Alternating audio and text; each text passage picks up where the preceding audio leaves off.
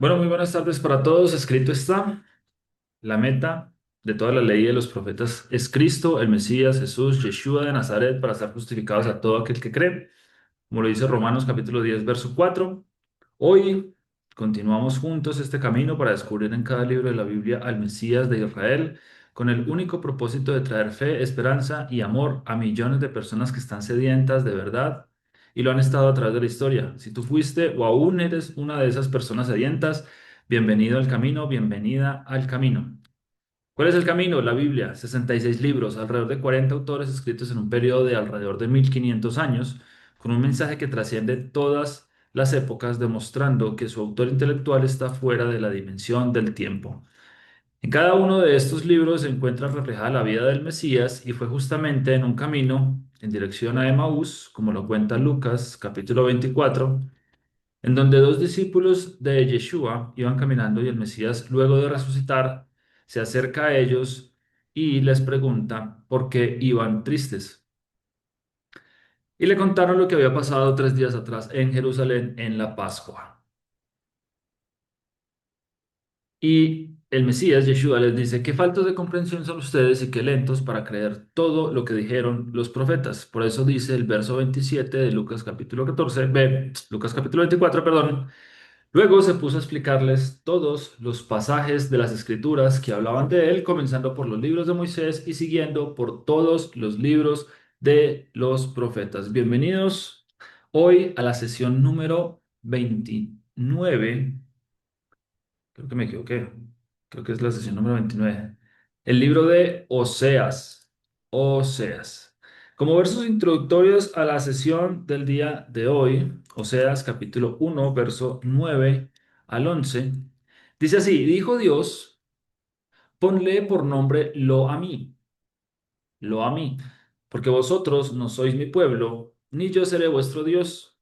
Con todo, será el número de los hijos de Israel como la arena del mar, que no se puede medir ni contar.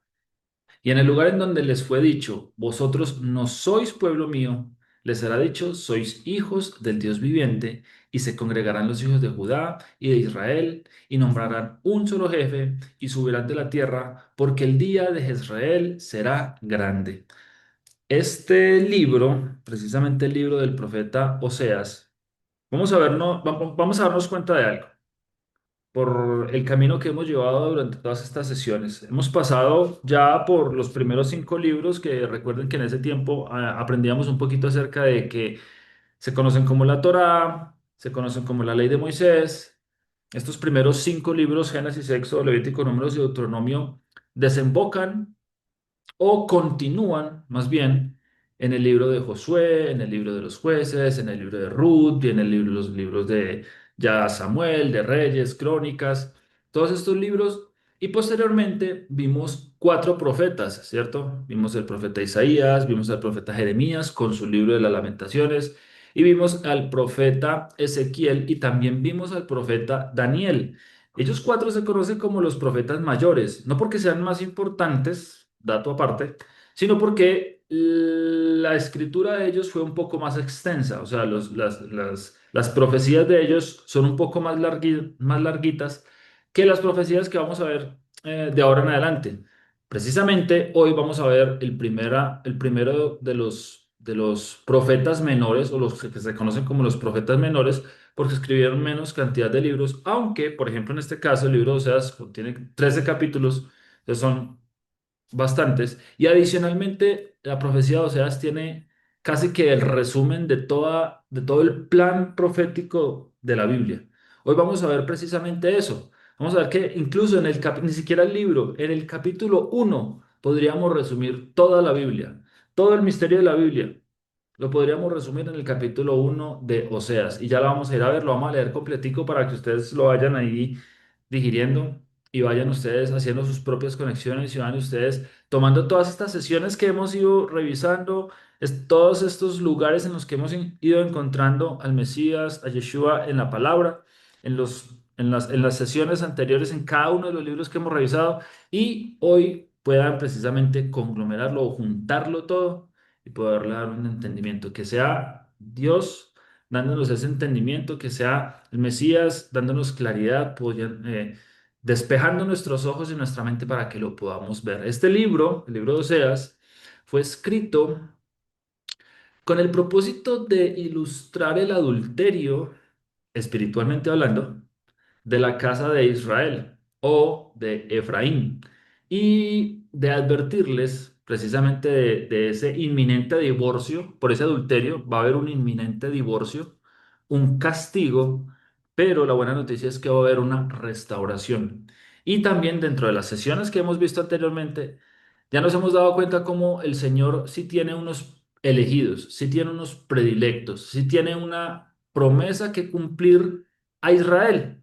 Dice el Señor que a Israel lo va a castigar, pero que no lo va a destruir, mientras que a las naciones, con las naciones no tienen ninguna promesa de no destruirlos. Entonces, para las naciones viene destrucción, pero todo aquel que sea nacido de Israel, que sea descendiente genético de Abraham, o sea, recordemos como lo dice, esto que yo acabo de decir ya también está escrito en el Nuevo Testamento donde dice, si vosotros sois de Cristo, si vosotros sois del Mesías, si el Mesías es tu Señor, tú has vuelto a nacer. ¿Y qué quiere decir eso de volver a nacer? No solo volver a nacer, sino que adicionalmente hagan de cuenta que es como una prueba de ADN. Ustedes quieren saber si ustedes hacen parte o no de la nación de Israel. Lo dice el Nuevo Testamento. Si vosotros sois de Cristo, si ustedes escuchan su voz y son sus ovejas, el Mesías, Yeshua, el que entregó la vida por nosotros en la cruz, si ustedes escuchan su voz y le reconocen, si ustedes son de Cristo, linaje de Abraham son. O sea, descendientes genéticos de Abraham. Y uno puede decir, ok, listo.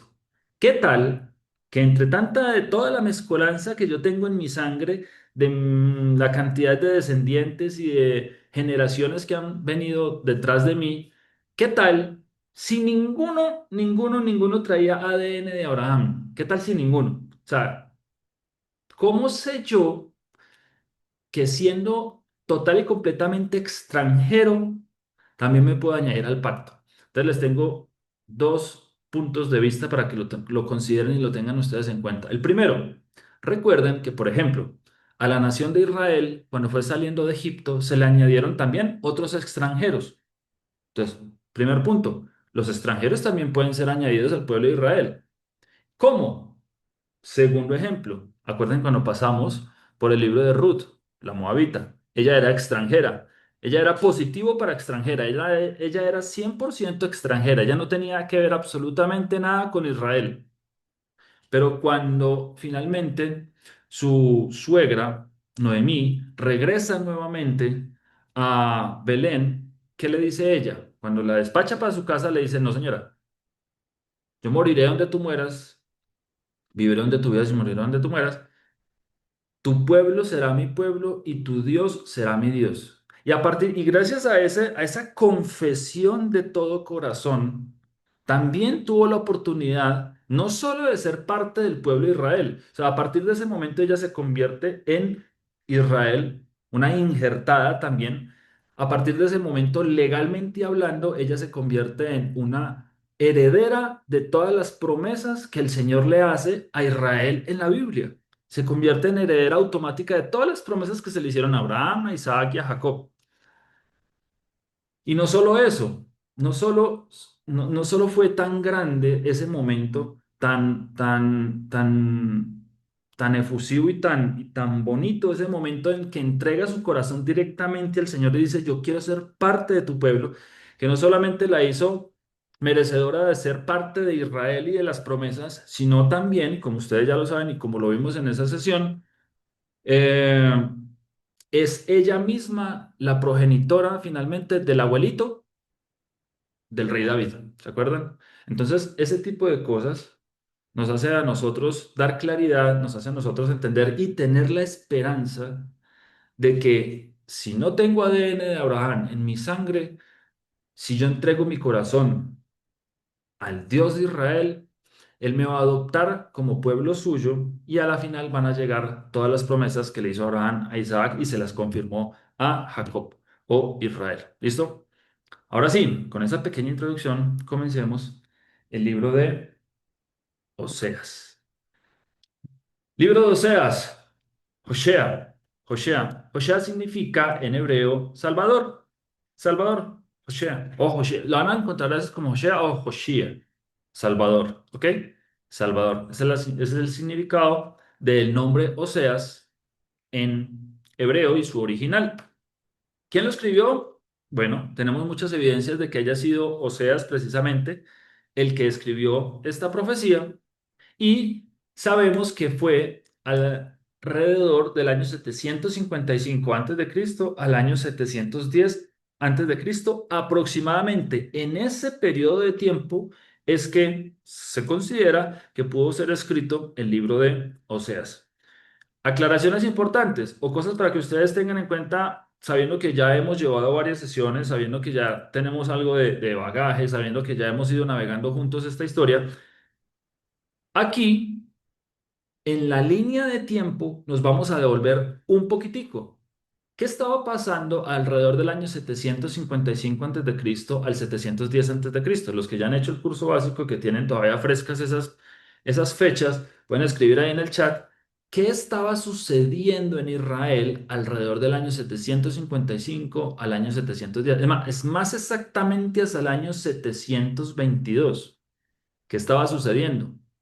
En el reino del norte ya estaban prontos a llegar los asirios que los iban a desterrar, que los iban a expatriar, que los iban a expulsar de su tierra, que los iban a sacar y los iban a llevar a todas las naciones en donde los asirios tenían dominio. Básicamente, en ese momento era casi que todo el mundo conocido, o sea, los iban a esparcir por todas las naciones.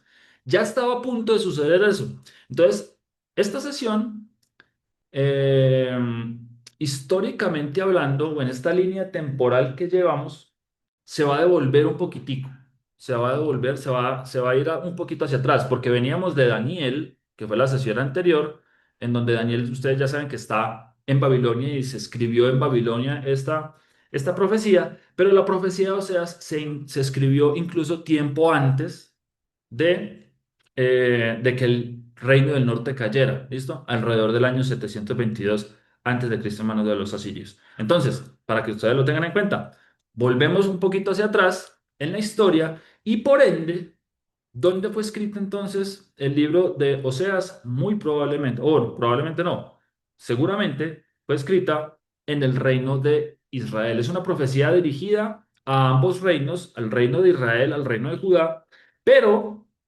específicamente nombra al reino de Israel y Oseas precisamente es uno de los profetas. Ustedes van a ver que hay, sabemos de cuatro profetas, Amós, Miqueas, Oseas y Jonás, que escribieron su profecía a el reino del norte. Entonces, ubiquémonos otra vez espacialmente, geográficamente e históricamente en dónde fue escrita este libro, porque vamos a ver que se van a mencionar varias cosas que ya hemos visto. Nosotros ya tenemos la ventaja de que ya sabemos qué sucedió en la historia, ¿cierto? Obviamente, Oseas no. Entonces, vámonos un momentico con nuestra mente, temporalmente, a la época de Oseas, para que podamos ir recorriendo todo esto y empezar a ver qué fue lo que el Señor le mostró a él antes de que sucediera, ¿ok? Ya les comenté, son 14 capítulos.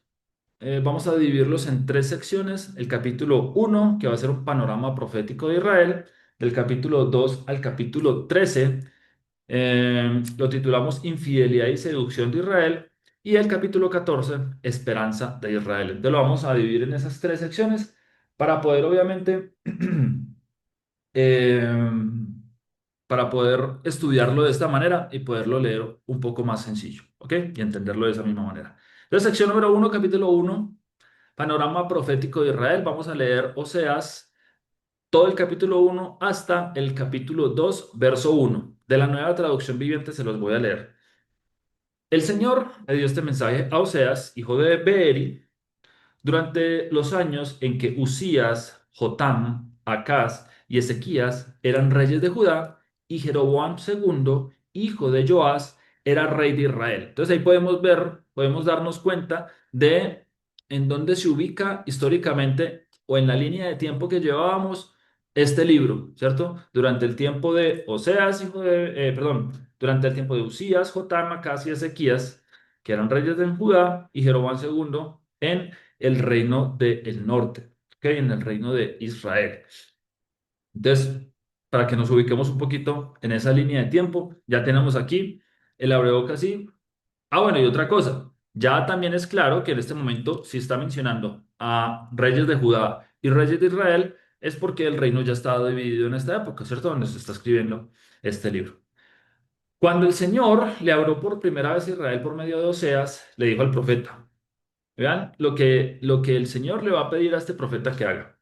Ve y cásate con una prostituta, de modo que algunos de los hijos de ella sean concebidos en prostitución.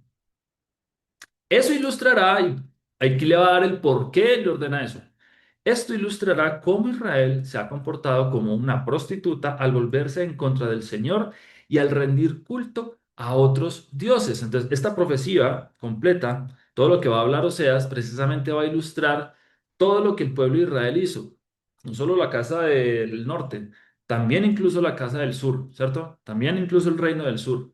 Entonces, estamos viendo aquí cómo el Señor le va a empezar a ilustrar con la vida del profeta Oseas precisamente qué fue lo que el pueblo hizo. Y continúa diciendo, así que Oseas se casó con Gomer, hija de Diblaim. Ella quedó embarazada y le dio un hijo.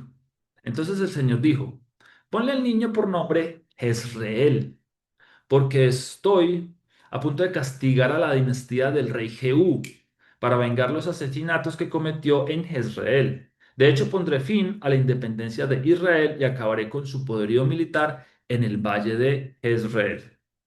Al poco tiempo, Gomer quedó embarazada otra vez y dio a luz una niña. Entonces el Señor le dijo a Oseas, ponle por nombre a tu hija Lo Ruhamá, Lo Ruhamá, no amada o no compadecida. Lo Ruhamá, porque ya no le demostraré amor al pueblo de Israel, ni lo perdonaré, pero sí le demostraré amor al pueblo de Judá. Lo libraré de sus enemigos, no con armas y ejércitos, ni con caballos y jinetes, sino con mi poder como el Señor su Dios. Recalco y repito. Esta profecía está tiempo antes de que llegaran los asirios al reino del norte. Si ustedes recuerdan, cuando llegaron los asirios, y eso lo vimos cuando estuvimos por el libro de los reyes y por el libro de las crónicas, si ustedes recuerdan cuando llegó Sennacherib de Asiria y tomó todo el reino del norte y acabó con todas las ciudades y desterró a todas las personas que vivían allí, a todas las 10 a las 10 tribus del norte, las expatrió, o sea, las sacó de su territorio. Hagan de cuenta que en las ciudades en las que estamos habitando hoy en día entrara una nación y nos cogieran a nosotros y nos llevaran a otro país, a otro territorio. Eso fue lo que le sucedió a la gente que estaba viviendo precisamente en el Reino del Norte. Y ese es el juicio que está aquí promulgando el Señor por medio de lo que está mostrándole y lo que está sucediendo a Oseas. Entonces le nació una niña, le dice, colócale lo Ruhamá o no amada, porque llegará el momento en el que le voy a demostrar, en el que ya no voy a tener amor por Israel, ni lo voy a perdonar, o sea, ya llegará el momento de su castigo, pero sí se lo mostraré a Judá. ¿Y cómo se lo mostró a Judá? Sennacherib, el rey de Asiria, cuando llega y toma toda la región del norte, que era más grande que la región del sur, pues él dice, bueno, si ya me cargué a todos los del norte, pues acabar con los del sur y con Jerusalén, pues no va a hacer nada, ¿cierto? Entonces, luego de haber derrotado a todos los del norte, arrancó para Jerusalén, la sitió, pero dice que el rey Ezequías, que era el rey que estaba enfrente del pueblo en ese momento, ora al Señor. ¿Y qué sucedió? La historia ustedes ya la conocen. Un ángel viene y en una sola noche acaba con 185.000 soldados. En una sola noche. ¿Qué le sucedió a Sennacherib el otro día por la mañana? Le tocó devolverse para su tierra. Y cuando llegó a su tierra, los hijos lo mataron. Imagínense el final de este hombre, por levantar precisamente palabras contra el Señor. Entonces, de esa manera es que se está cumpliendo o se va a cumplir, porque recuerden que esto todavía no, esto son años antes, esto todavía no ha pasado, pero de esa manera es que se cumplió mucho más adelante esto que el Señor estaba profetizando a través de Oseas. Y continúa diciendo, después que Gomer destetó a Lo Ruhamá, quedó nuevamente embarazada y dio a luz un segundo hijo. Entonces el Señor dijo, ponle por nombre Lo a mí, no es mi pueblo porque Israel no es mi pueblo y yo no soy su Dios. Entonces, segundo hijo, lo ami, que es lo, no, y ami. Recuerden ustedes que Am es pueblo y Ami es la personalización de esa palabra. O sí, la personalidad. O sea, Am, pueblo, Ami, mi pueblo, ¿cierto? Entonces, de esa manera, lo Ami le está diciendo que ya no van a ser su pueblo, o no es mi pueblo. Eso significa lo Ami, no es mi pueblo. Porque Israel no es mi pueblo y yo no soy su Dios. Sin embargo, llegará el día cuando el pueblo de Israel será como la arena de la orilla, a la orilla del mar, imposible de contar. Así que en el lugar donde se les dijo, ustedes no son mi pueblo, se dirá, ustedes son hijos del Dios viviente. Entonces los pueblos de Judá e Israel se unirán, elegirán un solo líder y regresarán juntos del desierto del destierro, bueno, y también del desierto. ¿Qué gran día será el día de Jezreel? ¿Qué significa Jezreel? Sembrará, es la conjugación del verbo sembrar. En futuro, sembrará él, Jezreel, cuando Dios plantará de nuevo a su pueblo en su tierra. En ese día llamarán a sus hermanos Ami, o sea, ahora sí es mi pueblo, y a sus hermanas llamarán Ruhamá, o sea, las que yo amo. Entonces, aquí, de hecho, en esta sección acabamos de leer todo el comienzo de todo lo que hizo Israel y Judá, que se separaron, fueron infieles, se fueron tras otros dioses de otras naciones. Pero dice, sin embargo, llegará el día cuando el pueblo de Israel será como la arena a la orilla del mar, imposible de contar. Pregunta, ¿ustedes recuerdan la cantidad de personas que entraron a Egipto de la familia de Israel? Dice la Biblia que son aproximadamente unas 70 personas, ¿cierto? Entonces dice que unas 70 personas aproximadamente entraron a Egipto. Ahí todavía no son incontables como la arena a la orilla del mar, ¿cierto? Pues son 70. Y cuando hagamos el curso básico y los que ya lo han hecho, saben que de Egipto, alrededor de 400 años después, salieron aproximadamente unas 3 millones de personas, ¿cierto? Y aún así siguen siendo contables. ¿Cómo se irá a cumplir precisamente esta profecía en el que Israel, el pueblo del Señor, los escogidos, serán como la arena a la orilla del mar, imposible de contar? ¿Ustedes se imaginan? Es que es literalmente imposible contar la arena de una playa. La arena, un montón de arena, una palada de arena. Uno no sabe cuántos granos de arena hay en una palada de arena, en un tarro de arena. No se pueden contar. Es imposible contarlos. Ahora imagínense la arena de todo el planeta. O sea, eso no le cabe a la mente a nadie. Y dice que cómo será que así va a ser Israel, que va a ser incontable como la arena en la orilla del mar. ¿Y cómo se cumplió eso? Cuando las 10 tribus del norte que ya sabemos que se conocen como Israel, después de la separación, son llevadas al exilio, son llevadas por todos los asirios. Precisamente ellos empiezan a perder, primero que todo pierden, y ya lo vamos a leer más adelante, ellos pierden su identidad. Ellos olvidan que son Israel, ellos olvidan que tienen una herencia, ellos olvidan quién es Abraham, Isaac y Jacob, y ellos empiezan a pensar que son como las naciones a donde los llevaron, ¿cierto? Entonces cambian su idioma, cambian su apariencia, cambian sus dioses, cambian sus festividades, se olvidan totalmente de que hicieron parte o que son parte o que por su sangre va el ADN de Abraham. Por eso es que se dice, ellos ya no son mi pueblo porque son total y completamente unos desconocidos, pero de esa manera, a través de la familia y la descendencia de Abraham, empieza a llegar la sangre de él a todas las naciones de la tierra, cumpliendo la promesa que el Señor le hace a Abraham de que todas las naciones, de que será bendición, que por medio de Abraham y la familia de Abraham serán benditas todas las familias de la tierra. De esa manera fue que el Señor lo cumplió, ¿cierto? Pero pues obviamente eh, estamos viendo aquí cómo en esta parte de la profecía No lo dice de esta manera. Sin embargo, llegará el día cuando el pueblo de Israel será como la arena a la orilla del mar, imposible de contar. Así que en el lugar donde se les dijo, ustedes no son mi pueblo, o sea, en el lugar en los que ellos fueron llevados al cautiverio, o sea, puntualmente hablando, el norte de Israel, todos los que se hicieron en la zona norte de Israel, las 10 tribus del norte que fueron esparcidas y que dejaron de ser pueblo, dice que en ese mismo lugar se dirá, ustedes son hijos del Dios viviente.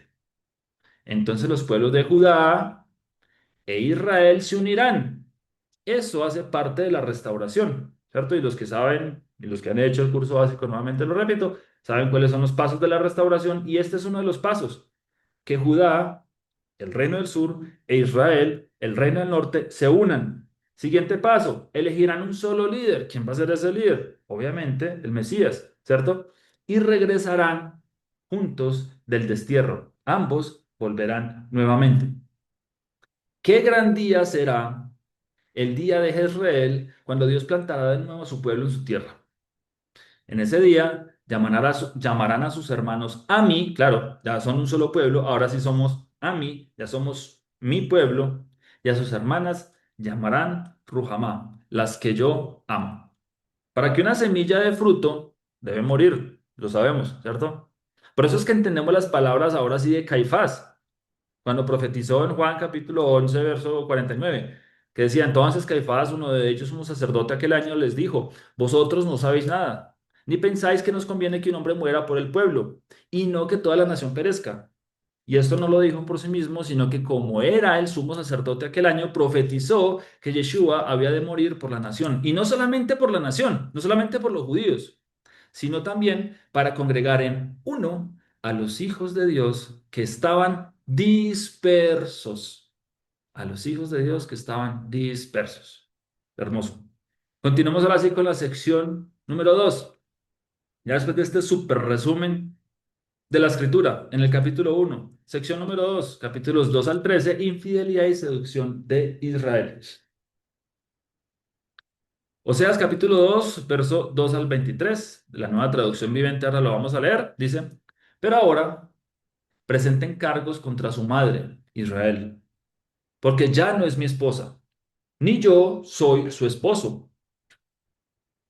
Díganle que se quite del rostro el maquillaje de prostituta y la ropa que muestra sus pechos. De lo contrario, la desnudaré por completo como estaba el día en que nació. Dejaré que muera de sed, como en un desierto desolado y árido. No amaré a sus hijos porque fueron concebidos en la prostitución. Su madre es una prostituta descarada y quedó embarazada de una manera vergonzosa. Dijo, iré tras otros amantes y me venderé a cambio de comida y agua, a cambio de ropa, de lana y lino, también a cambio de aceite de oliva y bebidas. Por esta razón, la cercaré con espinos, cerraré su paso con un muro para que pierda su rumbo. Entonces, entendamos una cosa, ¿cierto? Entendamos que esta mujer de la cual se está hablando aquí, incluso, recuerden que Oseas, ya lo leímos, se le dice que se case con una prostituta. Esta mujer, Gomer, nos representa a todos y cada uno de nosotros como pueblo, el pueblo que fue infiel, que nos apartamos de sus mandamientos y fuimos desterrados de la tierra de nuestra herencia. Yo nací en Colombia, muchos de ustedes también. Algunos otros nacieron en Venezuela, algunos otros nacieron en Argentina, algunos otros nacieron en Estados Unidos, algunos otros nacieron en todas las naciones de la tierra. Todos fuimos esparcidos y llevados a otros lugares y pensábamos que éramos de acá. Yo pensaba que yo era de acá y tenía que tener las costumbres, no sé, de los chipchas. Los que nacieron por allá en México pensarán que tenían que tener las costumbres de los aztecas. Pero después, cuando el Señor tuvo misericordia, cuando escuchamos la voz del pastor, cuando paramos las orejitas como las ovejas y nos dimos cuenta de que somos linaje de Abraham, de que somos herederos de la promesa, ahí fue donde nos entendimos que nosotros no somos colombianos, venezolanos, norteamericanos, nada. Nosotros somos y queremos ser gobernados por el Señor. ¿Y qué significa eso en hebreo? Israel. Queremos ser gobernados por Él. Israel, ¿cierto? Entonces, tengamos en cuenta, esta parte de la profecía nos está mostrando a nosotros como pueblo. Esto fue lo que nosotros hicimos, que fuimos y nos mezclamos con todas las naciones de la tierra y le rendimos culto a todos los dioses que ha habido y por haber.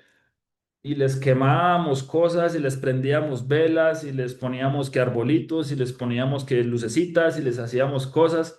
Esos fuimos nosotros hasta que nos dimos cuenta, por misericordia del Señor, de que nosotros somos de Él, no de las naciones. Y continúa diciendo, cuando corra tras sus amantes, no podrá alcanzarlos. Los buscará, pero no los encontrará. Entonces pensará, a ver qué sucede, qué sucede. Cuando empecemos a pedirle a los ídolos y a pedirle a los ídolos y ve y San yo no sé qué, Benito de Atoche y yo, bueno, en fin, toda esa cantidad de ídolos que hoy en día existen y esos ídolos no pueden hacer nada. Esos ídolos no pueden ser alcanzados, como dice acá. No puedan ser encontrados porque los buscaremos y no los encontraremos.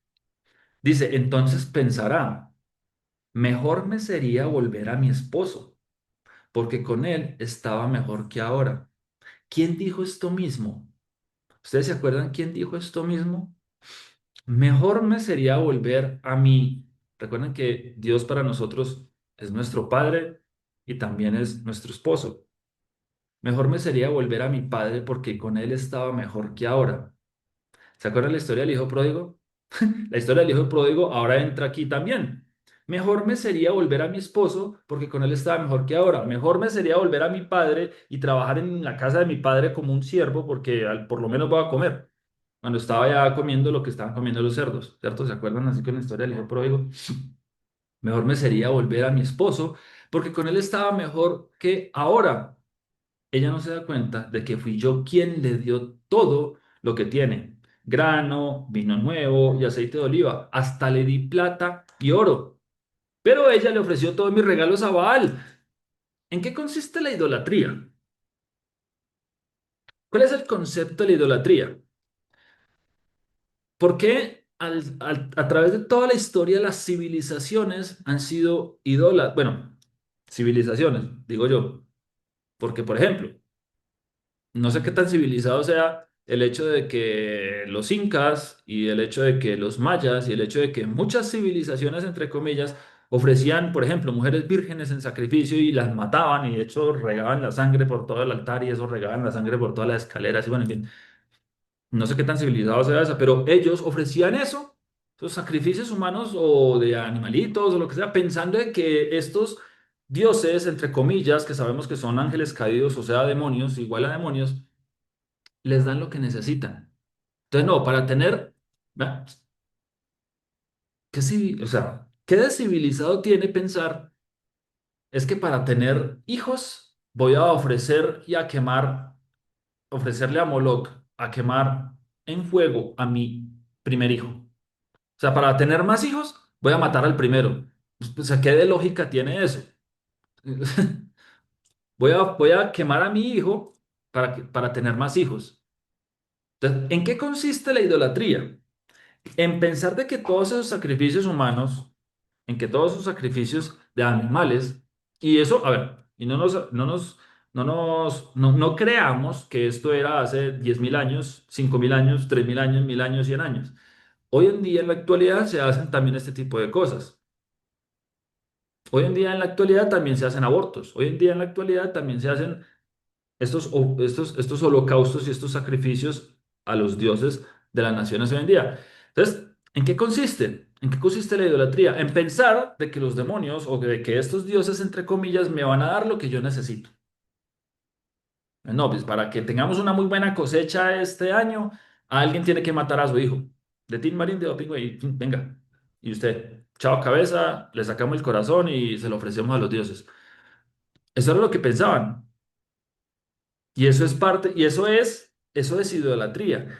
Ese es precisamente el principio por el cual todas las naciones se regían y se siguen rigiendo hoy en día, en que tienen que darle algo a su Dios para que esté para que esté feliz. ¿Y qué dice aquí? ¿Qué dice cómo es el modus operandi de Dios? ¿Cómo es el modus operandi del creador del universo? Dice, ella no se da cuenta. Y recuerden, es una imagen de nosotros. Nosotros no nos dábamos cuenta de que fue Él quien todo nos lo dio, de que todo lo que tenemos es gracias a Él, grano, vino nuevo, aceite de oliva, hasta le di plata, dinero, oro, educación, salud, eh, una familia donde crecimos, un lugar en donde estuvimos, nos cuidó de tantos peligros, nos cuidó de todas las cosas que pasaban, nos daba el pan diariamente, nos daba abrigo diariamente, no morimos, era Él, siempre ha sido Él, hasta hoy sigue siendo Él, el hecho de poder respirar aire, tomar agua, hasta plata y oro. Pero ¿qué hicimos nosotros con todo eso? Por eso dice acá, pero ella le ofreció todos mis regalos a Baal. Todo lo que Dios nos daba, plata, oro y todo, íbamos y se lo entregábamos a los dioses, esperando que los dioses nos dieran algo a cambio. ¿Qué nivel de amor del Señor en pensar, pues hombre, yo sé que no me van a dar las gracias a mí, pero aún así voy a usar a estos mensajeros para mantenerlos? Aún así, hay una historia de una persona que amamos mucho aquí en la casa, que nos contaba que cuando era niña, su mamá general ofrecía, pagaba unos votos, unas cosas así, porque ella había sido sanada por un santo, no sé qué. ¿Qué nivel de amor del Señor de sanar a esta persona? ¿Cuánto la ama que la sanó, incluso así el crédito nunca se lo llegaran a dar a él? Simplemente la sanó por amor. Obviamente ella hoy en día lo sabe. Y obviamente ella hoy en día es un sacrificio vivo y agradable al Señor. Y hoy en día ella está viviendo miles y miles y miles de milagros a diario. Y nosotros, gracias al Señor, somos testigos de eso también. Pero imagínense ustedes el amor que el Señor le expresó a través de su vida y cuando ella se dio cuenta, pues imagínense de que siempre fue Él, de que siempre fue Él el que la sanó. Aún así el crédito se lo llevara alguien más. Entonces, continúa diciendo, sin embargo, dice, ahora le quitaré el grano maduro y el vino nuevo que generosamente le di en cada cosecha. Entonces, plan A, voy a seguirle amando a pesar de su infidelidad. Así no me den las gracias, yo la sigo amando. Pero si aún con eso no funciona, plan B, ahora va a sufrir hambre y angustia. Y vamos a ver si así regresa. O funciona el A o funciona el B. Y continúa diciendo, le quitaré la ropa de lino y lana que le di para cubrir su desnudez. La desnudaré por completo en público a la vista de todos sus amantes. Nadie podrá librarla de mis manos. Pondré fin a sus festivales anuales, sus celebraciones de luna nueva y sus días de descanso, todos sus festivales establecidos. Vean ustedes qué chistoso esto. Y lo digo chistoso ¿por qué? Porque llegásemos, se nos podría llegar a ocurrir de que fue Constantino, de que fueron los griegos, por allá Constantino en el siglo cuarto cuando inventó una religión, o los griegos por allá cuando inventaron la otra. No fue plan de los griegos cambiar las festividades del pueblo de Dios. No fue plan de Constantino cambiar las festividades del pueblo de Dios. Nunca, nunca lo fue. Era parte del plan. Ya el Señor ya le había dicho que lo iba a hacer. Pondré fin a sus festivales anuales. El pueblo perdió su identidad. Ya no saben que son mi pueblo. Ya no saben que son Israel. Se les olvidó que les di mandamientos. Se les olvidó que les coloqué citas en donde nos íbamos a encontrar ellos y yo anualmente. Se les olvidó. Se la voy a quitar. Voy a ponerle fin a sus festivales anuales, voy a ponerle fin a las celebraciones de la luna nueva, voy a ponerle fin a sus días de descanso, entiéndase Shabbat, entiéndase el día de reposo. Ya no lo van a celebrar más y se van a dar cuenta de lo que perdieron. Todos sus festivales establecidos. Dios ya había establecido que iba a quitarlos. Destruirá sus vides y sus higueras, las cuales según ella le dieron sus amantes. Imagínense. Dejaré que crezcan hasta que se conviertan en espesos matorrales, de los que solo los animales salvajes comerán su fruto. La castigaré por todas las ocasiones en que quemaba incienso a las imágenes de Baal y de Acera, cuando se ponía aretes y joyas y salía a buscar a sus amantes, olvidándose de mí por completo, dice el Señor. Pero luego, vean ustedes, porque si lo dejamos hasta aquí, hay dolor. Y recuerden, Está hablando de nosotros. Si lo deja hasta ahí, sería un sufrimiento eterno, pero luego volveré a conquistarla. La llevaré al desierto y allí le hablaré tiernamente. Es hermoso ver, y se lo digo de todo corazón, es hermoso ver cuando personas cercanas a nosotros o nos damos cuenta de historias de personas cercanas a nosotros que de un momento a otro, cuando deciden entregarle su vida al Señor, deciden volver, se cansan del mundo, se cansan de estarse revolcando en el barro, en el fango, quieren volver a la casa. Lo primero que sucede es que todo les empieza a salir mal. Aquí está, pero luego volverá a conquistarla. El Señor nos amó, nos conquistó. Otra vez queremos volver a Él. ¿Y qué dice? ¿Y nos casamos y vivimos felices para siempre? No, la llevaré al desierto. Ahí dice, la llevaré al desierto. Cuando el Señor nos enamora, cuando queremos regresar, queremos decir, yo quiero eso porque lo amo, porque quiero, mejor dicho, entregarle mi vida al Señor. Siguiente paso, al desierto. Y ahí es donde comienza todo a arder. Ahí es donde comienzan a caerse las relaciones que no debían haber estado. Ahí es donde comienzan a caerse las cosas que no debieron haber sido parte de nuestra vida. Ahí es donde empiezan a caerse y a hacernos bullying porque ay, que entonces está haciendo cosas que está judaizando y que no sé qué. Pero la llevaré al desierto y allá en el desierto, dice, le hablaré tiernamente. ¿Y cuál es el resultado de hablarnos tiernamente? Más y más nuestro amor sigue creciendo. Le devolveré sus viñedos y convertiré el valle de la aflicción en una puerta de esperanza. Todos los días que nos despertamos tenemos la esperanza de que nos da la oportunidad un día más de seguirnos acercando cada vez más a Él. Allí se me entregará. ¿Ya pasó eso en tu vida? ¿Ya te entregaste completamente al Señor? Allí se me entregará, como lo hizo hace mucho tiempo cuando era joven, cuando la liberé de su esclavitud en Egipto. Al llegar ese día, dice el Señor, me llamarás esposo mío en vez de mi Señor. Oh Israel, yo borraré los muchos nombres de Baal de tus labios y nunca más los mencionarás. En ese día haré un pacto con todos los animales salvajes, las aves de los cielos y los animales que corren sobre la tierra para que no te hagan daño. Animales salvajes, entiendas entre paréntesis, naciones. Una manera de llamar a aquellos que están por fuera del pacto, aquellos que están por fuera de las promesas. En ese día haré un pacto con todos los animales salvajes, las naciones, las aves de los cielos y los animales que corren sobre la tierra para que no te hagan daño. Quitaré de la tierra todas las armas de guerra, todas las espadas y todos los arcos, para que puedas vivir sin temor, en paz y seguridad. Cuando el caminar del hombre le agrada al Señor, dice que aún hasta sus enemigos hace estar en paz con él. Te haré mi esposa para siempre, mostrándote rectitud y justicia, amor inagotable y compasión. Olvidémonos, y bueno, esto ya está de más. Esto ya está de más. O sea, esto que voy a decir ya, incluso lo habíamos dicho antes, y ustedes ya lo deben de tener más claro que yo. Pero olvidémonos, lo comparto para aquellos que por primera vez están escuchando esto. Olvidémonos de que Dios es un viejito sentado por allá en una silla con el ceño fruncido, así haciendo mala cara, esperando a que alguien la embarre para coger y aplastarlo con un rayo.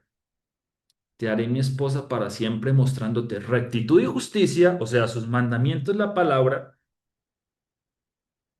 y amor inagotable y compasión. El Señor está esperando, lo único que espera es una oportunidad para mostrarnos amor inagotable y compasión. Te seré fiel y te haré mía, y por fin me conocerás como el Señor. En ese día yo responderé, dice el Señor, le responderé al cielo cuando clame por nubes, y el cielo contestará a la tierra con lluvia. Entonces la tierra responderá a los clamores sedientos del grano de las vides y de los olivos. Y ellos a su vez responderán, Jezreel, que significa Dios siembra. En ese tiempo yo sembraré una cosecha de israelitas y los haré crecer para mí. Entonces, aquellos que entran al nuevo pacto, ¿qué son? Aquí lo dice. En ese tiempo yo sembraré una cosecha de israelitas y los haré crecer para mí. Demostraré amor a los que antes llamé no amados. Y a los que llamé no son mi pueblo, yo diré, ahora son mi pueblo. Y ellos responderán, tú eres nuestro Dios. Hermoso, ¿no? Y resulta que uno diría, ok,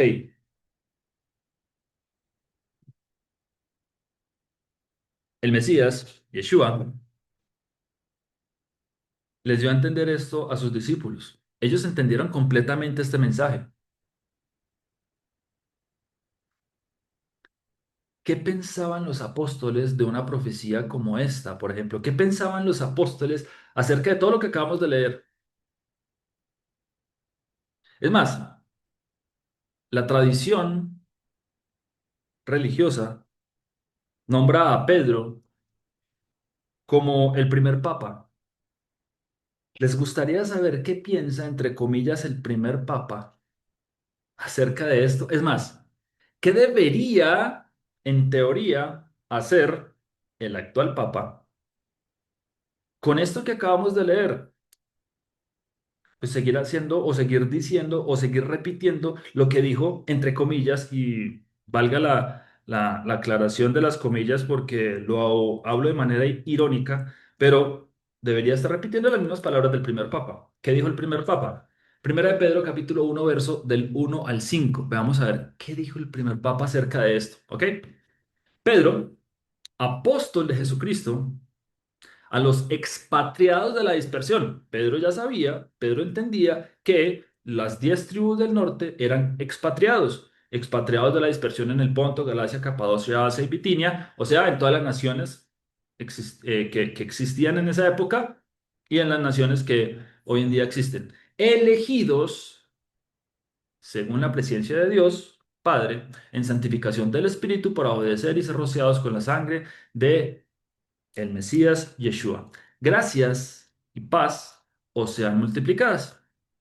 Bendito el Dios y Padre de nuestro Señor Jesucristo, que según su grande misericordia nos hizo renacer para una esperanza viva por la resurrección de Jesucristo de los muertos, para una herencia incorruptible, incontaminada e inmarcesible, que no se marchita, reservada en los cielos para vosotros que sois guardados por el poder de Dios mediante la fe, para alcanzar la salvación que está preparada para ser manifestada en el tiempo postrero, en el tiempo final, ¿cierto?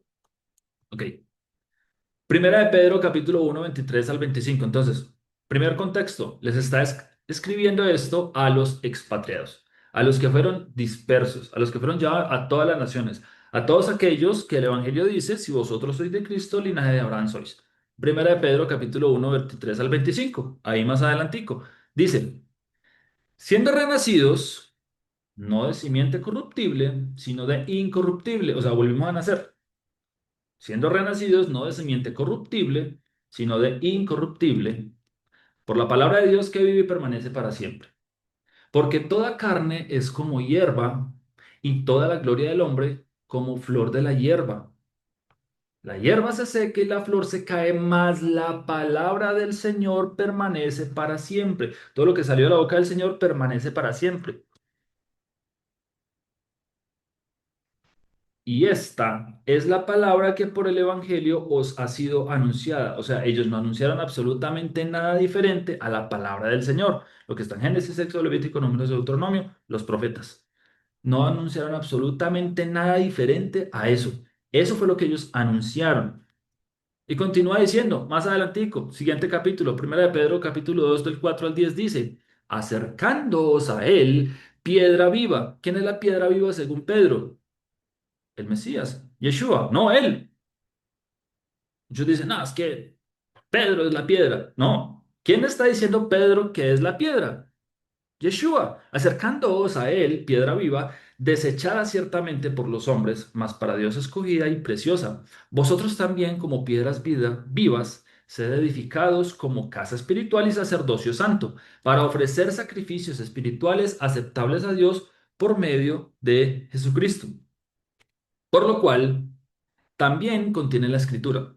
He aquí pongo en Sión la principal piedra del ángulo escogida y preciosa, y el que creyera en él no será avergonzado. Para vosotros, pues, los que creéis, él es precioso, pero para los que no creen, la piedra que los edificadores desecharon ha venido a ser la cabeza del ángulo, o sea, la piedra principal donde se unían todas, y piedra de tropiezo, y roca que hace caer, porque tropiezan en la palabra siendo desobedientes, a lo cual fueron también destinados. Los que desobedecen, los que no entienden este mensaje, ya han sido destinados. Si piensa en alguien que alguna vez tú le has insistido, insistido, has orado, has ayunado por esa persona y no hace sino explicarle, pero no quiere entender, quieren seguir siendo desobedientes. Ellos fueron destinados a eso. Entonces, esto es una buena noticia y una mala noticia. Buena noticia, porque si estás aquí, escuchando su voz, queriendo ser gobernado por él, siendo parte de su pueblo, siendo parte de Israel, queriendo ser añadido a la promesa, es porque eres linaje escogido, ¿cierto? O sea, ya fuiste destinado para ser linaje escogido, eres un elegido. La mala noticia es que aquellos que no quieren, ya desde el principio también habían sido destinados a eso. Mas vosotros, ya hablamos de los que están destinados, mas vosotros sois linaje escogido, real sacerdocio, nación santa, pueblo adquirido por Dios. Y guardes en esta palabra adquirido, porque ahorita más adelante la vamos a volver a leer.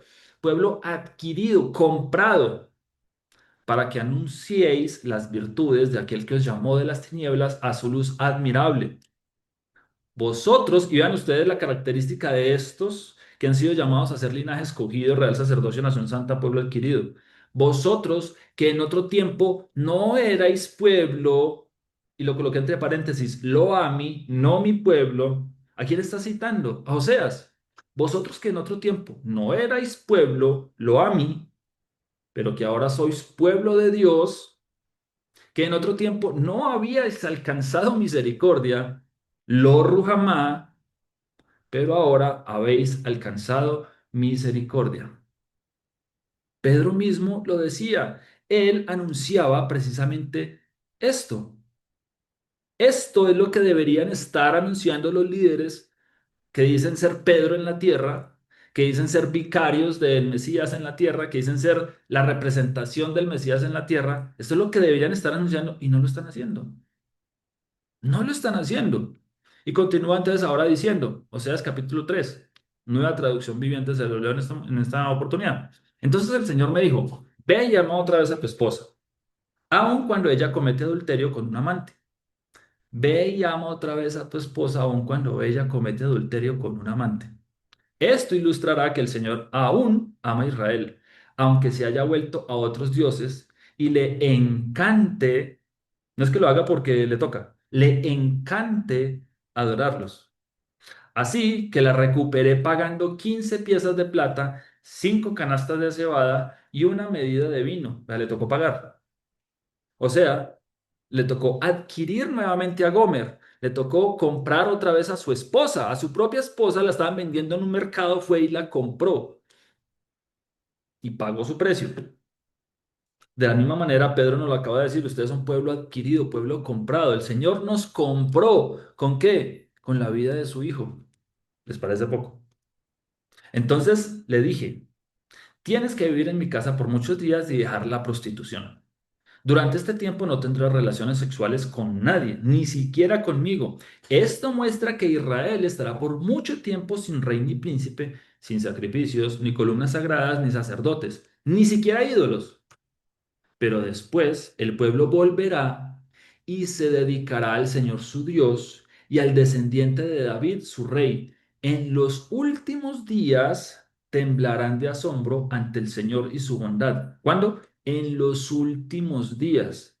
Atentos, porque a partir de acá la profecía nos va a empezar a hablar de cosas de los últimos días, cosas que no se entendían en los tiempos de el apóstol Pablo, cosas que no se entendían en los tiempos del apóstol Pedro, cosas que no se entendían en los tiempos del general romano Constantino, ni se entendían en los tiempos de, bueno, en fin, de muchas personas a través de toda la historia, solo hasta el fin de los días, hasta los últimos días. Entonces, atentos a este pequeño detalle, porque esto va a empezar a explicar muchas cosas que están sucediendo actualmente y uno dice, ah, tiene sentido, ahora tiene sentido. Si lo vemos desde este punto de vista, ahora tiene mucho sentido. Dice, en los últimos días temblarán de asombro ante el Señor y su bondad.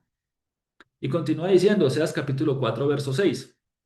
Mi pueblo fue destruido porque le faltó conocimiento.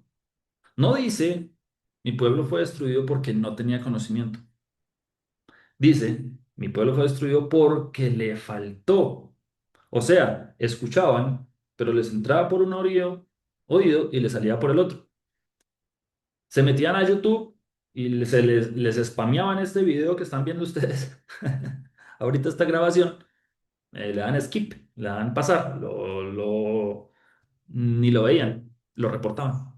Mi pueblo fue destruido porque les faltó conocimiento. No quisieron escuchar.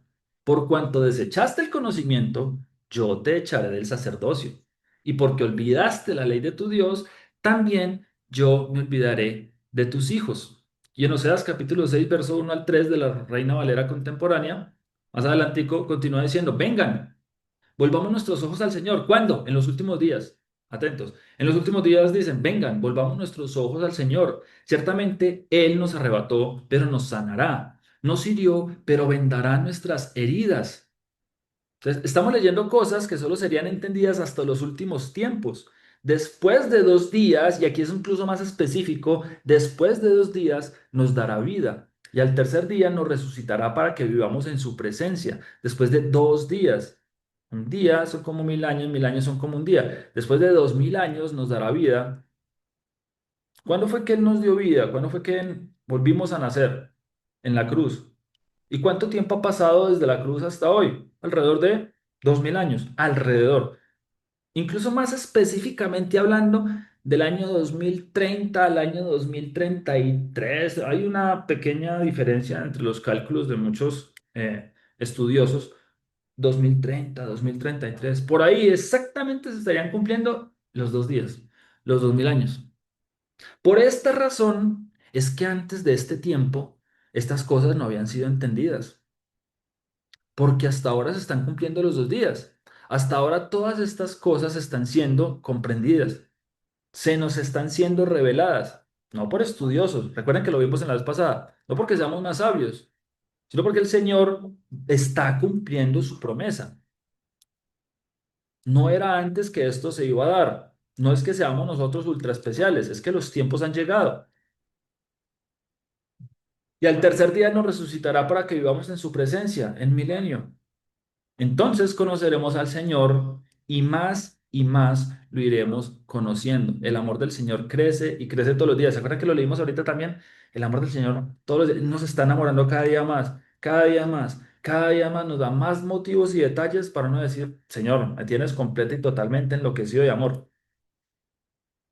Vendrá a nuestro encuentro como la luz del alba, como vienen a la tierra las lluvias tempranas y las lluvias tardías. Continúa diciendo en Oseas capítulo 8, verso del 11 al 12, nuevamente de la Reina Valera contemporánea, Efraín multiplicó sus altares, que acabaron siendo altares de pecado. Ustedes que son latinos, como yo, ¿cada cuánto se encuentra un altar a un ídolo? Yo creo que si uno sale a la carretera, en cada estación de servicio se podría uno estar encontrando un altar de pecado, un altar a otro Dios, ¿cierto? Incluso en las veredas, en las calles, por todo lado. Cada 20 minutos, cada 20 metros, sí, es literal. Efraín multiplicó sus altares que acabaron siendo altares de pecado. Le escribí las grandezas de mi ley. Vean ustedes, esto es lo chistoso. Le escribí las grandezas de mi ley, pero las vio como algo extraño. No, es que eso es para los judíos. Lo ven extraño, porque desde el 722 antes de Cristo perdieron la identidad. Entonces, como Israel, ¿cómo ve ahorita los mandamientos del Señor? No, eso es algo extraño. No, a mí no, no me hablen hebreo porque eso suena raro. Eso es como que de los judíos. No, esa vaina es para ellos, que no sé qué. ¿Cuántas ¿cuántas maneras diferentes hay de, entre comillas, entiéndase nuevamente la ironía, cuántas maneras hay de adorar a Dios? Pero ¿qué pasó? Todas esas maneras, ninguna nos llevan precisamente a su palabra, ninguna nos llevan a las grandezas de su ley. Vean aquí, les escribí las grandezas de su ley, de mi ley, perdón, les escribí las grandezas de mi ley, pero las vio como algo extraño. Pues claro, si perdimos la identidad, ya eso ya no, es que eso es para otros, eso es para esos que viven por allá en Medio Oriente, pero no entendemos que esa es nuestra herencia. Oseas capítulo 11 verso del 1 al 10, Reina Valera contemporánea nuevamente dice, yo amé a Israel desde que era un niño, de Egipto llamé a mi hijo, pero mientras más los llamaba yo, más se alejaban de mí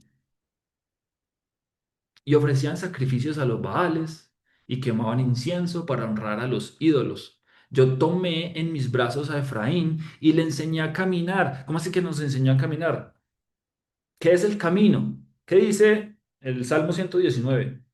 Lámpara es a mis pies tu palabra y lumbrera mi camino. ¿Qué es el camino de acuerdo al Salmo 119? ¿Qué es el camino de acuerdo al rey David, por ejemplo? ¿Qué es el camino? Los mandamientos, los 5 primeros libros, lo que conocemos como la Torá. Ese es el camino. ¿Y qué dice acá? Yo tomé en mis brazos a Efraín y le enseñé a caminar. Él nos empezó a enseñar los mandamientos, pero él nunca reconoció que era yo quien lo cuidaba. Yo los atraje a mí con cuerdas humanas, con cuerdas de amor. Estaban sometidos al yugo de la esclavitud, pero yo les quité ese yugo y les di de comer, pero no quisieron volver a mí.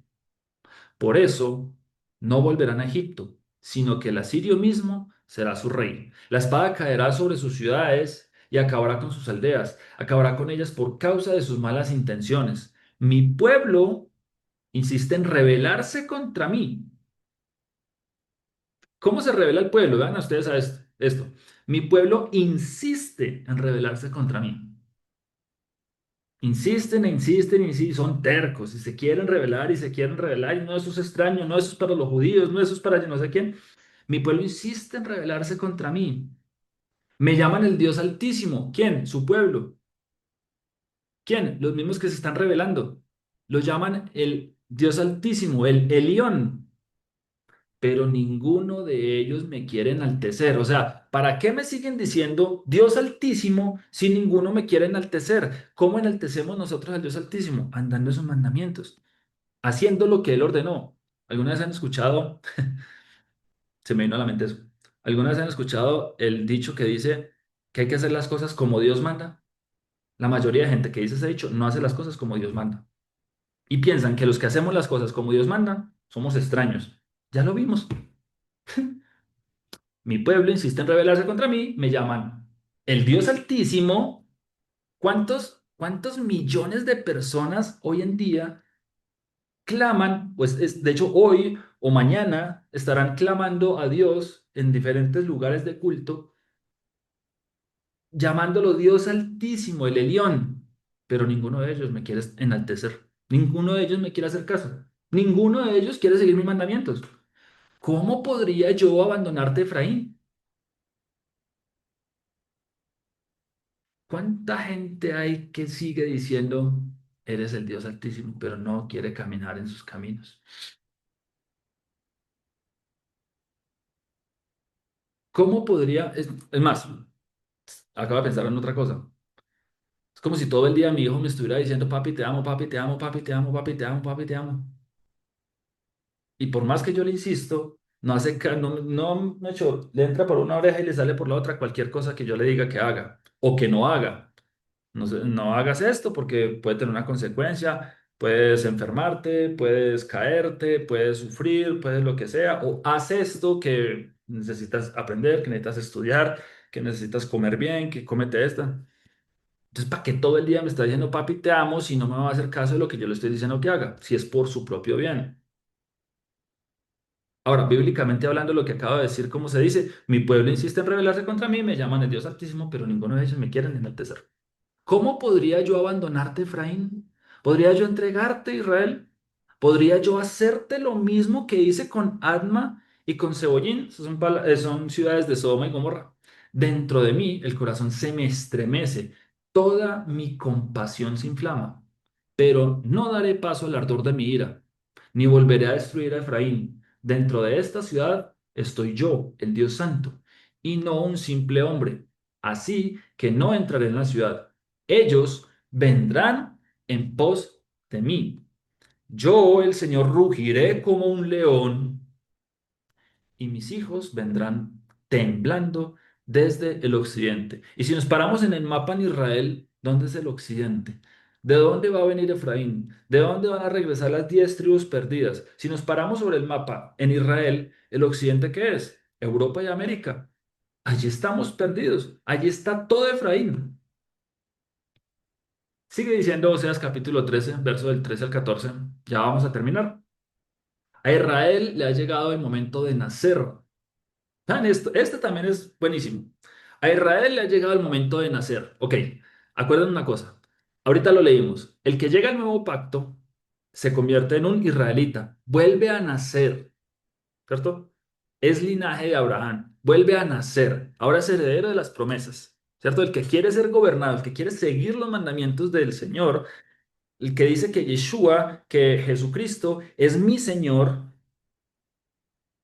ahora le voy a obedecer a mi Señor sus mandamientos, se convierte en un israelita, vuelve a nacer. El segundo nacimiento, vuelve otra vez a nacer. A Israel le ha llegado el momento de nacer, pero es un hijo tan torpe, y esto no lo agregué yo, así está en la traducción, pero es un hijo tan torpe que ni siquiera es capaz de colocarse en la debida posición para el parto.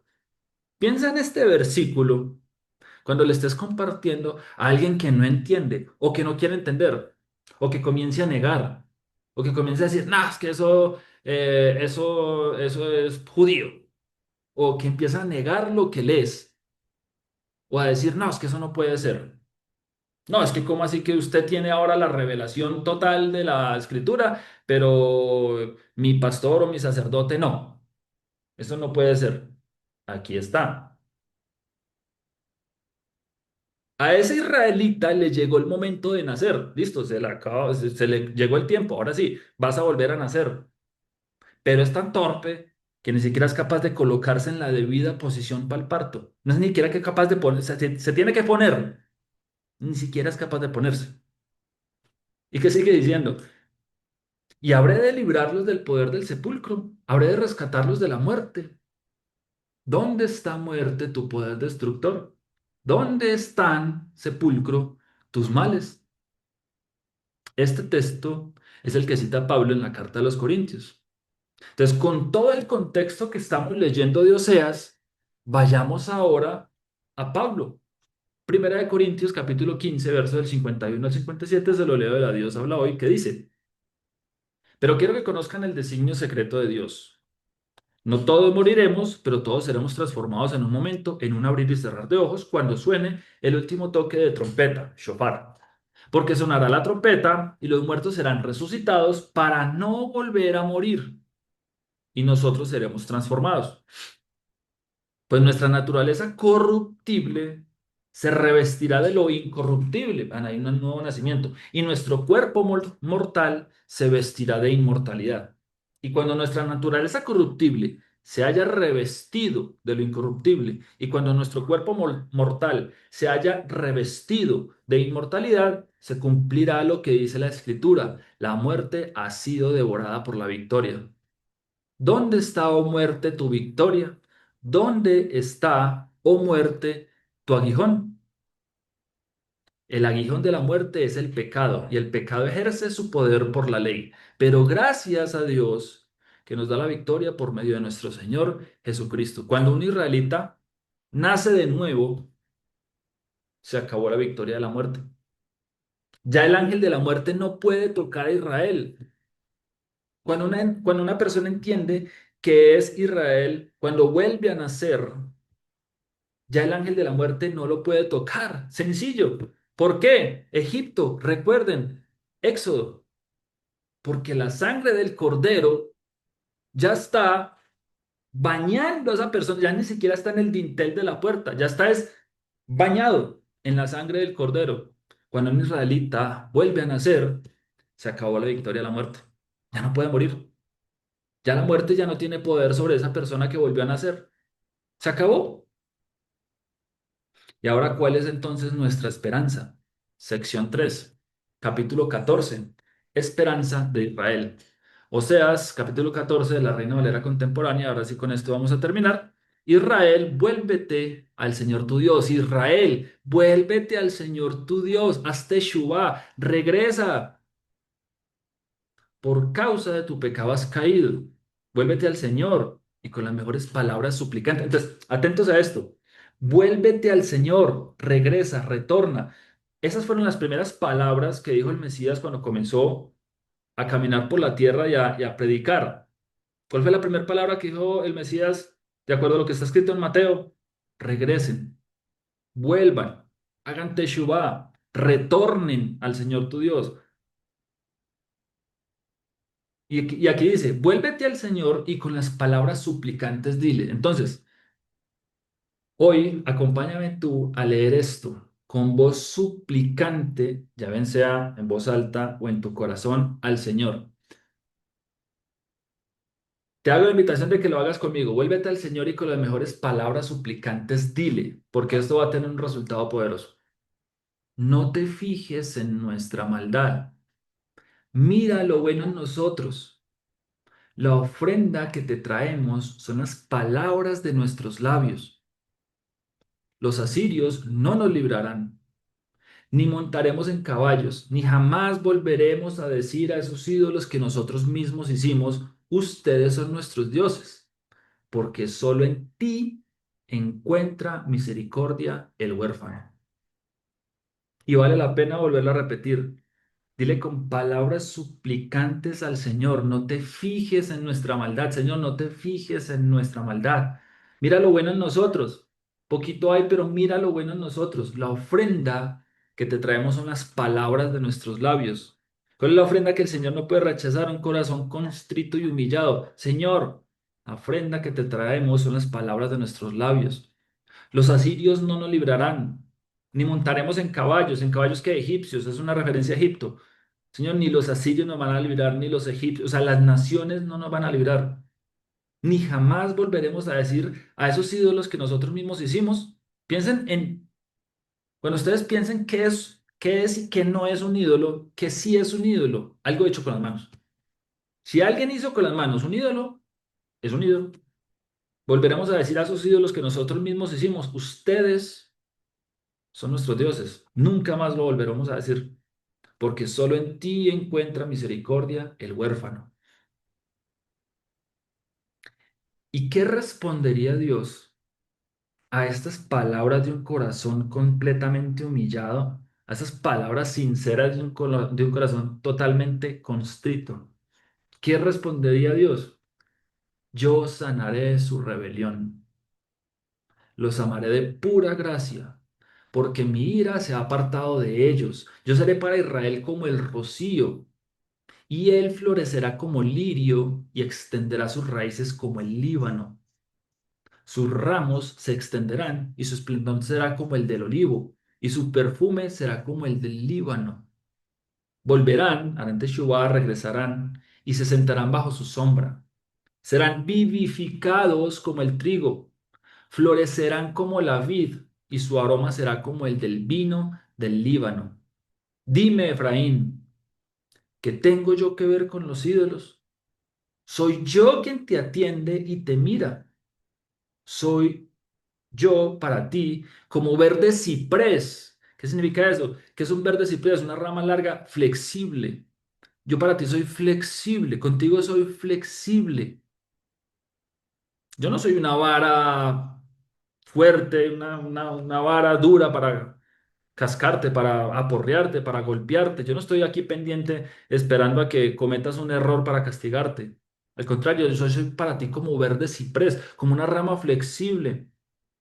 Yo solamente quiero que tú regreses a mí. Solo en mí encuentras tu fruto.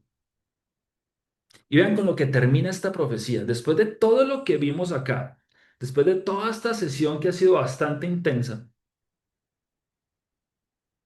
Vean con lo que termina la profecía. ¿Qué mejor manera de terminar que esto? Con una pregunta. ¿Hay alguien lo bastante sabio para entender esto? ¿Hay alguien con inteligencia para reconocerlo? El mismo Señor lo dijo, voy a esconder mis misterios de las personas más estudiadas, de los más doctos, y se lo voy a dar a niños, a pescadores, porque los caminos del Señor son rectos, y los justos los seguirán, pero los rebeldes tropezarán en ellos.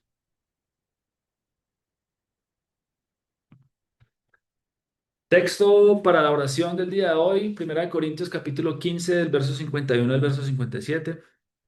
Pero quiero que conozcan el designio secreto de Dios. No todos moriremos, pero todos seremos transformados en un momento, en un abrir y cerrar de ojos, cuando suene el último toque de trompeta, porque sonará la trompeta y los muertos serán resucitados para no volver a morir, y nosotros seremos transformados, pues nuestra naturaleza corruptible se vestirá de un corruptible y nuestro cuerpo mortal se vestirá de inmortalidad. Y cuando nuestra naturaleza corruptible se haya vestido de lo incorruptible, y cuando nuestro cuerpo mortal se haya revestido de inmortalidad, se cumplirá lo que dice la Escritura. La muerte ha sido devorada por la victoria. ¿Dónde está, oh muerte, tu victoria? ¿Dónde está, oh muerte, tu aguijón? El aguijón de la muerte es el pecado y el pecado ejerce su poder por la ley. Pero gracias a Dios que nos da la victoria por medio de nuestro Señor Jesucristo. Espero que hayan tenido hoy revelación. Es mi deseo de todo corazón de que el Señor abra los ojos de alguna persona con estas sesiones y que específicamente la sesión del día de hoy haya llegado al corazón de cada uno de ustedes. Espero que estén saciados del pan de vida de la palabra del Señor y cumplamos entonces el mandamiento de Deuteronomio capítulo 8 verso 10: comerás como hemos comido, te saciarás como lo estamos en este momento y bendecirás al Señor por la buena tierra y por el sustento. Padre amado, te damos gracias, Señor, en esta tarde por tu misericordia, Padre, porque nos has hecho nacer de nuevo, Señor, porque nos has hecho tu pueblo, Señor. Nos has hecho linaje, Señor, de Abraham, de Isaac, de Jacob, Señor. Nos has hecho herederos. Nos has añadido, Señor, a tu pueblo por simple amor, Señor. Lo has hecho, Señor, por misericordia. Lo has hecho, Señor, porque se te plació. Porque algo viste, Señor, en nosotros que te agradó, Señor. Y simplemente quisiste tener misericordia de nosotros, Padre. Gracias te damos porque nos has permitido hoy tener una sesión de introducción a este libro, Señor, que esconde grandes secretos, Señor, que tú nos has revelado, que tú, Señor, por misericordia y por amor, Señor, nos has dejado y nos has permitido ver, Señor. Y estas palabras que hasta ahora, Señor, están tomando sentido en el mundo, han sido escondidas, Padre, de muchas personas, doctos, han sido escondidas de personas, Señor, que tienen eh, demasiado conocimiento, Señor, y se las has entregado a personas, a lo vil y a lo menospreciado, Señor, a tu pueblo, a pescadores, a niños, Señor, a personas que ni siquiera sabemos nada de hebreo, que no sabemos absolutamente nada de, no conocíamos ni siquiera tus mandamientos y tu palabra, Señor, y ahora te has revelado a nosotros, Señor. Gracias te damos por habernos escogido, Señor, como tu pueblo. Gracias te damos, Señor, porque nos has predestinado desde la fundación de la tierra, Señor. Te pedimos por todas aquellas personas que aún están por escuchar y las que aún están escuchando y tal vez no entienden, Señor, para que seas tú revelándole en su corazón, dándoles tranquilidad, Padre. Lo más importante es que sientan la tranquilidad de que les estás hablando tú, Señor. Que no es una religión, Padre, que no es un lugar o que no es una persona, Señor, que eres tú, Señor, directamente hablando a su corazón, diciéndole, regresa, vuélvete a mí, oh Israel. Señor, vuélvenos a ti y nos volveremos. Gracias te damos, Señor, y oramos en el nombre que es sobre todo nombre, tu Hijo amado, nuestro Salvador, el Mesías, que nos liberó de la muerte, Señor, que nos bañó con su sangre, la sangre del Cordero perfecta, que nos hace limpios y nos hace puros, Señor. Nos quita la mortalidad y nos hace inmortales, Señor. Gracias porque En la cruz, Señor, por amor y misericordia, has vencido la muerte. Gracias te damos y oramos en el nombre de tu Hijo amado Yeshua, nuestro Mesías. Amén y amén. Texto a memorizar de la sesión del día de hoy, Oseas capítulo 2 versos 19 al 20, que dice, y te desposaré conmigo para siempre, y te desposaré conmigo en justicia, juicio, benignidad y misericordia, y te desposaré conmigo en fidelidad, y conocerás al Señor. Lucas capítulo 24 verso 27 dice, luego se puso a explicarles todos los pasajes de la escritura que hablaban de él, comenzando por los libros de Moisés y siguiendo por todos los libros de los profetas, porque escrito está, el camino del Mesías a través de 66 libros. Deseo que Él nos dé el entendimiento para que comprendamos las escrituras y que nuestro corazón arda mientras Él nos habla y nos guía en su camino. Nos vemos en la siguiente sesión a la misma hora y por el mismo canal, si es su voluntad. Que el Señor les bendiga y les guarde. Shalom, shalom.